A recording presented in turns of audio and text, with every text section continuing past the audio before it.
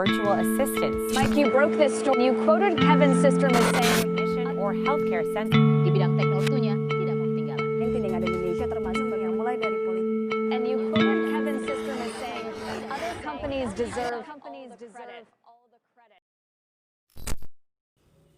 Halo semuanya, kami dari kelompok 13 yang beranggotakan Epsansi Pauter, Lini Putri Ayu, dan Sani Sanitronandari ingin menjelaskan mengenai kebebasan informasi global.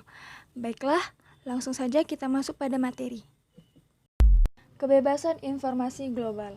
Kebebasan informasi global adalah kebebasan masyarakat dalam memperoleh dan mendapatkan sebuah informasi, baik dari segala sumber serta cakupannya. Kebebasan informasi yang mencakup kebebasan berekspresi, kebebasan berbicara, dan kebebasan pers yang melintasi batas-batas negara tanpa banyak kemampuan pemerintah untuk mengendalikan, membatasi atau mencegahnya, yang memiliki implikasi sosial budayaan. Yang pertama, kebebasan informasi dan hak asasi manusia. Pada tahun 1948, Perserikatan Bangsa-Bangsa atau PBB telah mengesahkan Universal Declaration of Human Rights yang memperkuat gagasan dan paradigma tentang kebebasan informasi.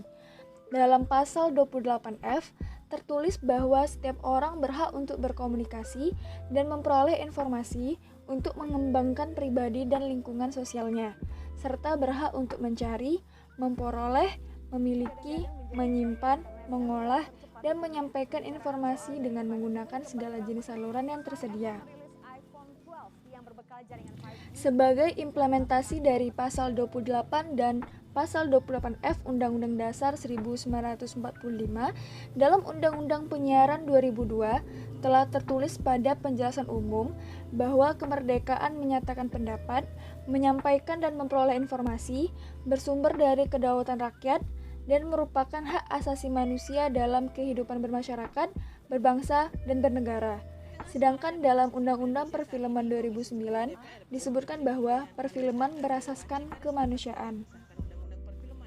Yang kedua, kebebasan informasi dan Undang-Undang Keterbukaan Informasi Publik.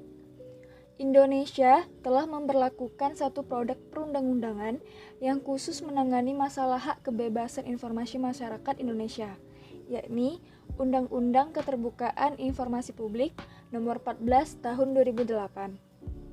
Keberadaan Undang-Undang Keterbukaan Informasi Publik Nomor 14 Tahun 2008 memiliki arti yang sangat penting bagi perkembangan dan kemajuan bangsa Indonesia. Fungsi Undang-Undang Keterbukaan Informasi Publik itu ialah yang pertama, sebagai indikasi konsistensi dalam menjalankan pemerintahan yang demokratis dan transparan. Yang kedua, mengatur pemerintah dalam menjamin hak publik untuk mengakses informasi dan dokumen yang merupakan kepentingan publik. Yang ketiga, memberi pedoman bagi pejabat publik dan badan publik yang mengelola dan menyimpan informasi yang memiliki nuansa kepentingan publik dalam memberikan pelayanan bagi publik yang meminta informasi publik tersebut.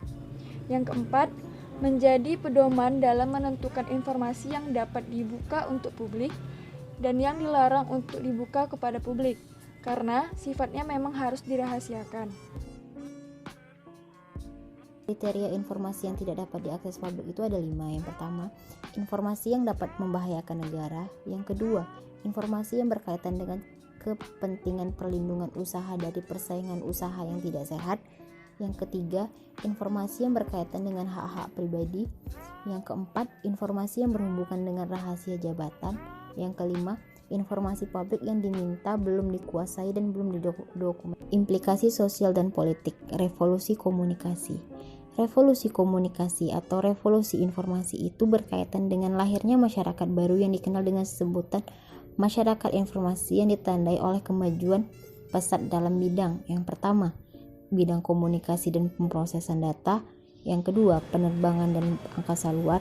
Yang ketiga, energi alternatif dan dapat diperbarui. Dan yang terakhir, teknologi biologi dan teknologi genetik.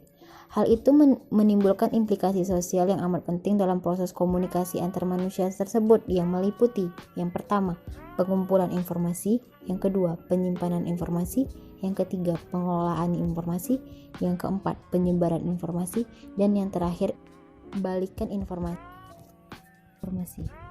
Selanjutnya, karakteristik dan peran media sosial. Penggunaan internet dalam komunikasi sosial dari komunikasi politik telah dimungkinkan dan sangat urgent serta strategis dalam masyarakat informasi. Internet telah mengubah komunikasi dengan cara yang sangat mendasar, terutama melibatkan banyak interaktivitas antara manusia, sehingga terciptanya model komunikasi timbal balik yang sangat efektif. Melalui internet, kegiatan komunikasi sosial dan komunikasi politik dapat terlaksana dengan menyebarkan jutaan orang di seluruh dunia tanpa adanya hubungan yang bersifat pribadi. Itu dunia maya dan jurnalistik internet. Dunia maya adalah sebuah realitas di mana semua orang dapat terhubung di dalamnya secara global. Dalam dunia maya ini, semua orang dapat dituntut untuk meningkatkan interaksi sosialnya. Media sosial yang berkaitan dengan dunia maya tentu saja dapat melahirkan sebuah analisa jurnalistik baru yang kita biasa kenalnya dengan citizen journalism. Dalam citizen journalism ini, kita tahu bahwa semua orang dapat mengaksesnya dan dapat mempublikasinya dimanapun dan kapanpun. Dengan hadirnya citizen journalism ini adalah salah satu contoh efek dari kebebasan informasi global itu sendiri.